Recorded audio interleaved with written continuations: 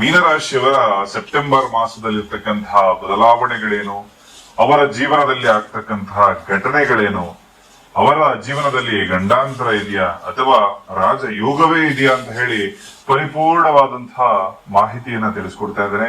ಇದು ಮೀನರಾಶಿಯವರ ಸೆಪ್ಟೆಂಬರ್ ತಿಂಗಳ ಮಾಸ ಭವಿಷ್ಯ ಆಗಿರುತ್ತೆ. ಮೊದಲನೇ ಸಾರಿ ನಮ್ಮ ಚಾನಲ್ಗೆ ಬಂದಿದ್ರೆ ದಯವಿಟ್ಟು ಸಬ್ಸ್ಕ್ರೈಬ್ ಮಾಡ್ಕೊಳ್ಳಿ, ಹಾಗೆ ಬೆಲ್ ಐಕಾನ್ ಕೂಡ ಕ್ಲಿಕ್ ಮಾಡ್ಕೊಳ್ಳಿ.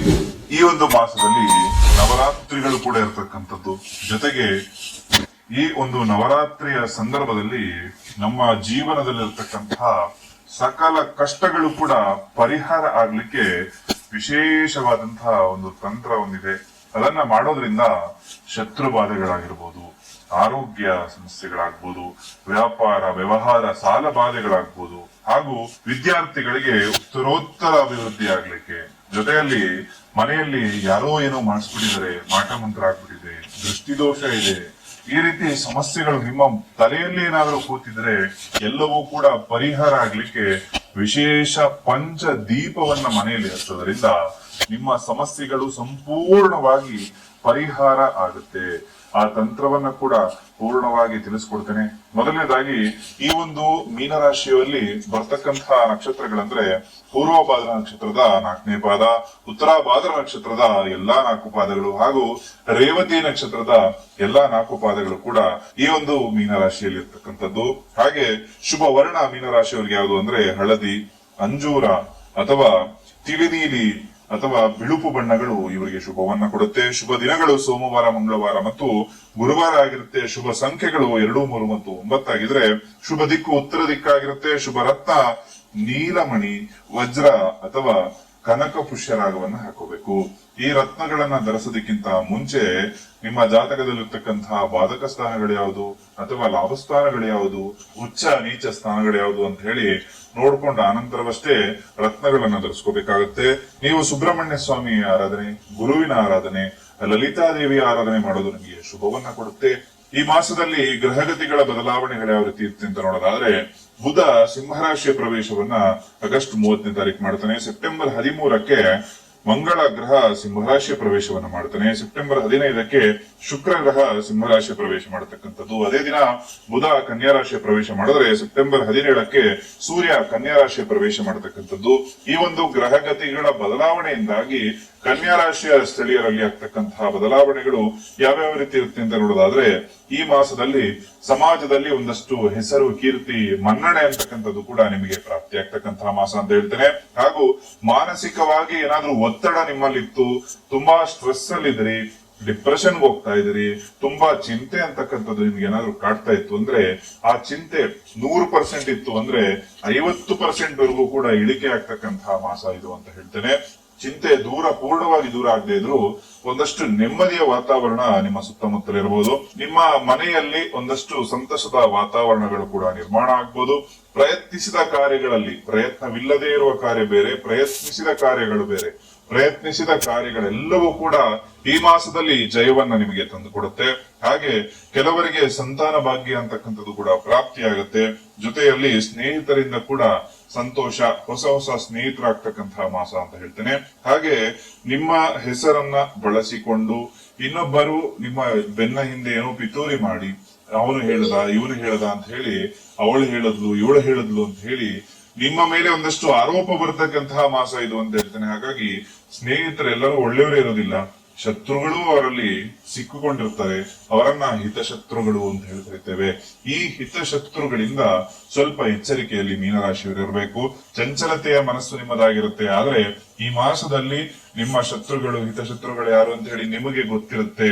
ಅಂತಹ ವ್ಯಕ್ತಿಗಳಿಂದ ತುಂಬಾ ಎಚ್ಚರಿಕೆಯಿಂದ ಇರಿ ಅಂತ ಹೇಳ್ತೇನೆ. ಹಾಗೆ ನಿಮ್ಮ ಶತ್ರುಗಳು ಕೂಡ ತುಂಬಾ ನಿಮ್ಮ ಮೇಲೆ ಪಿತೂರಿಯನ್ನ ಮಾಡ್ತಕ್ಕಂತಹ ಮಾಸ ಇದಾಗಿರುತ್ತೆ.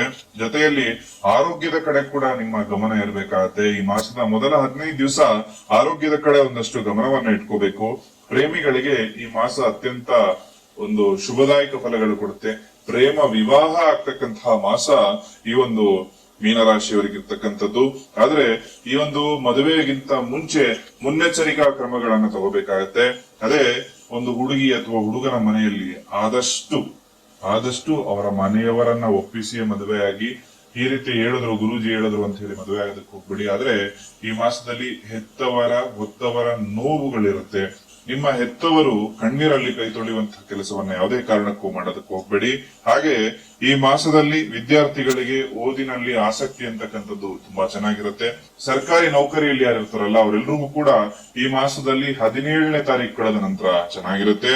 ಈ ಮಾಸದಲ್ಲಿ 15ನೇ ತಾರೀಕು ನಂತರದಲ್ಲಿ ಹೆಂಡತಿಯೊಂದಿಗೆ ಅಥವಾ ನೀವು ಯಾರನ್ನ ಇಷ್ಟಪಟ್ಟಿರ್ತೀರಿ ಅವರ ಜೊತೆ ಅಥವಾ ನಿಮ್ಮ ಸಹೋದ್ಯೋಗಿಗಳ ಜೊತೆ, ನಿಮ್ಮ ಸ್ನೇಹಿತರ ಜೊತೆಗೆ, ನಿಮ್ಮ ಪ್ರಾಣ ಮಿತ್ರರ ಜೊತೆಗೆ ಒಂದಷ್ಟು ವೈಮನಸ್ಯ ಆಗ್ತಕ್ಕಂಥದ್ದು, ಅಂದ್ರೆ ಅವರದ್ದೊಂದು ಮನಸ್ಸು ನಿಮ್ಮದೊಂದು ಮನಸ್ಸಾಗಿ ವೈಮನಸ್ಯ ಆಗ್ತಕ್ಕಂತಹ ಲಕ್ಷಣಗಳು ಕೂಡ ಈ ಮಾಸದಲ್ಲಿ ಇರ್ತಕ್ಕಂಥದ್ದು. ಹಾಗೆ ಸ್ವಲ್ಪ ಲಕ್ಷ್ಮೀನಾರಾಯಣನ ಆರಾಧನೆ ಮಾಡಿ ಅಂತ ಹೇಳ್ತೀನಿ ಈ ಮಾಸದಲ್ಲಿ. ಇದರಿಂದಾಗಿ ಒಂದು ಲಕ್ಷ್ಮೀನಾರಾಯಣ ಅಥವಾ ನಾರಾಯಣ, ರಾಮ ಯಾವ್ದಾದ್ರು ಒಂದು ದೇವಸ್ಥಾನಕ್ಕೆ ಸೋಮವಾರನೋ ಶನಿವಾರನೋ ಹೋಗಿ ಅಲ್ಲಿ ಒಂದು ಅರ್ಚನೆಯನ್ನ ಮಾಡಿಸ್ಕೊಂಡು ಬನ್ನಿ. ಇದರಿಂದ ಕೂಡ ನಿಮ್ಗೆ ಶುಭವಾಗುತ್ತೆ. ಹಾಗೂ ಈ ಮಾಸದಲ್ಲಿ ಒಂದಷ್ಟು ಆಯುಧಗಳು ಅಥವಾ ಅಗ್ನಿ ಆಗ್ತಕ್ಕಂಥದ್ದು ಅಥವಾ ರಾಸಾಯನಿಕ ಕೆಮಿಕಲ್ಸ್ ಏನಿರುತ್ತಲ್ಲ, ಇಂತಹ ಒಂದು ಸುತ್ತಮುತ್ತಲಿನ ವಾತಾವರಣದಲ್ಲಿ ನೀವೇನಾದ್ರೂ ಕೆಲಸ ಮಾಡ್ತಾ ಇದೀರಿ ಅಂದ್ರೆ ಸ್ವಲ್ಪ ಎಚ್ಚರಿಕೆ ಅಂತಕ್ಕಂಥದ್ದು. ಅಂದ್ರೆ ಮೈ ತುಂಬಾ ಕಣ್ಣಾಗಿಸ್ಕೋಬೇಕು ಅಂತಾರಲ್ಲ, ಆ ರೀತಿ ಮೈ ತುಂಬಾ ಕಣ್ಣಾಗಿಸ್ಕೊಂಡು ನೀವು ಕೆಲಸ ಕಾರ್ಯಗಳನ್ನ ಮಾಡ್ಬೇಕಾಗತ್ತೆ. ವಾಹನ ನಡೆಸ್ತಾ ಇರುವಂತವರು ಅಥವಾ ಚಾಲಕರು ಯಾರು ಇರ್ತಿರಲ್ಲ, ಈ ಮಾಸದಲ್ಲಿ ಉತ್ತಮವಾಗಿರುತ್ತೆ. ನಿಮಗೆ ಒಂದಷ್ಟು ಭೋಗ ವಸ್ತುಗಳನ್ನ ಕೂಡ ಖರೀದಿ ಮಾಡತಕ್ಕಂತಹ ಮಾಸ ಇದು ಅಂತ ಹೇಳ್ತೀನಿ. ಲಕ್ಸುರಿ ಐಟಮ್ಸ್ ಅನ್ನ ಖರೀದಿ ಮಾಡತಕ್ಕಂತಹ ಮಾಸ ಆಗಿರುತ್ತೆ. ವ್ಯಾಪಾರಿಗಳಿಗೆ, ಸಿನಿಮಾ ನಟ ನಟಿಯರಿಗೆ, ಕಲಾವಿದರಿಗೆ ಎಲ್ಲರಿಗೂ ಕೂಡ ಶುಭವಾಗಿರ್ತಕ್ಕಂತಹ ಮಾಸ ಆಗಿತ್ತು. ಅಂದ್ರೆ ಇನ್ನು ಪೆಟ್ರೋಲ್, ಎಣ್ಣೆ, ಕಬ್ಬಿಣ ವ್ಯಾಪಾರಿಗಳಿಗೆ ಸ್ವಲ್ಪ ಮಧ್ಯಮವಾಗಿರ್ತಕ್ಕಂತಹ ಮಾಸ. ಡಾಕ್ಟರ್ಗಳಿಗೆ ಅಥವಾ ಇಂಜಿನಿಯರ್ಗಳಿಗೆ ಈ ಮಾಸ ಚೆನ್ನಾಗಿರುತ್ತೆ. ಹಾಗೂ ಕೃಷಿಕರಿಗೂ ಕೂಡ ಈ ಮಾಸ ಚೆನ್ನಾಗಿರುತ್ತೆ. ಸುಬ್ರಹ್ಮಣ್ಯ ಸ್ತೋತ್ರವನ್ನ ಪ್ರತಿದಿನ ಜಪ ಮಾಡ್ಕೊಳ್ಳಿ. ಷಡಾನನಂ ಕುಂಕುಮ ರಕ್ತವರ್ಣಂ ಮಹಾವತಿಂ ದಿವ್ಯಮಯೂರವಾಹನಂ ರುದ್ರಸ್ಯ ಸೋನಂ ಸುರಸೈನ್ಯನಾಥಂ ಓಂ ಸದಾ ಶರಣಮಹಂ ಪ್ರಪದ್ಯೆ. ಈ ರೀತಿ ಸುಬ್ರಹ್ಮಣ್ಯ ಅಷ್ಟೋತ್ತರ ಆದ್ರೂ ಸರಿ ಈ ಮಾಸದಲ್ಲಿ ಓದ್ಕೊಳ್ಳಿ.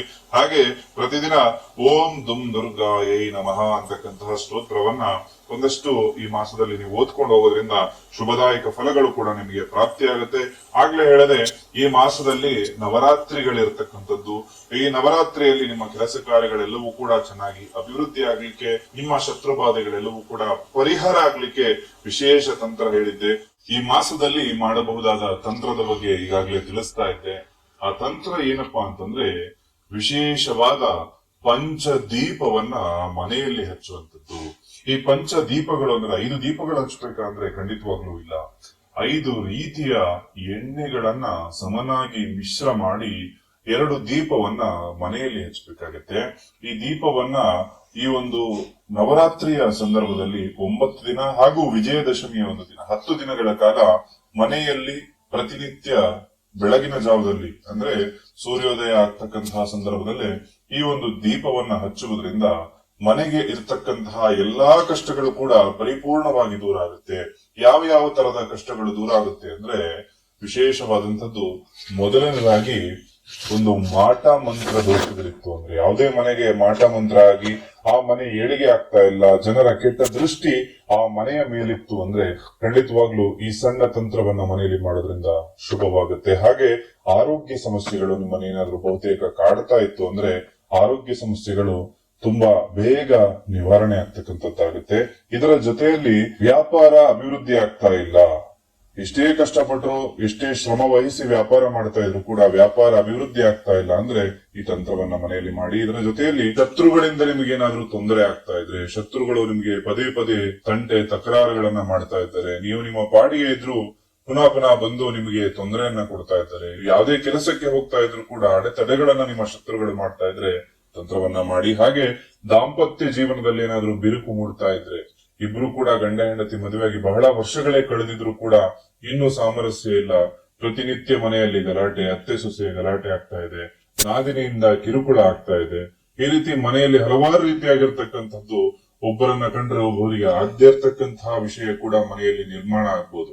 ಎಲ್ಲವೂ ಕೂಡ ಈ ತಂತ್ರವನ್ನ ಮನೆಯಲ್ಲಿ ಯಾರಾದ್ರೂ ಒಬ್ರು ಮಾಡಿ, ನನ್ನ ಮನೆ ನೆಮ್ಮದಿಯಾಗಿರಬೇಕು ಅನ್ನೋ ಉದ್ದೇಶ ಇರತಕ್ಕಂತಹ ಮನೆಯ ಒಬ್ಬರು ಈ ತಂತ್ರವನ್ನ ಮನೆಯಲ್ಲಿ ಮಾಡಿದ್ದೇ ಆಯ್ತು ಅಂದ್ರೆ ಖಂಡಿತವಾಗ್ಲೂ ಈ ನವರಾತ್ರಿ ಸಂದರ್ಭದಲ್ಲಿ ಯಾವುದೇ ದುಷ್ಟಶಕ್ತಿ ನಿಮ್ಮ ಮನೆಯಲ್ಲಿ ವಾಸ ಇತ್ತು ಅಂದ್ರೂ ಕೂಡ ಖಂಡಿತವಾಗ್ಲೂ ಮನೆಯನ್ನ ಬಿಟ್ಟು ಹೊರಗೆ ಹೋಗ್ತದೆ. ಅಷ್ಟು ವಿಶೇಷವಾದಂತಹ ಅಖಂಡವಾದಂತಹ ಒಂದು ತಂತ್ರ ಪರಿಹಾರ ಇದಾಗಿರುತ್ತೆ. ಮನೆಯಲ್ಲಿ ನೆಮ್ಮದಿ ಇಲ್ಲದಂತಹ ವಾತಾವರಣಗಳು ಎಲ್ಲ ಇರುತ್ತೆ, ಊಟ ತಿಂಡಿ ಎಲ್ಲಾನು ಇರುತ್ತೆ, ಸ್ವಂತ ಮನೆ ಇರುತ್ತೆ, ಆದ್ರೂ ಕೂಡ ಏನೋ ಒಂದು ಭಯ ಅಂತಕ್ಕಂಥದ್ದು ನಿಮ್ಮ ಮನೆಯಲ್ಲಿ ಕಾಡ್ತಾ ಇರುತ್ತೆ.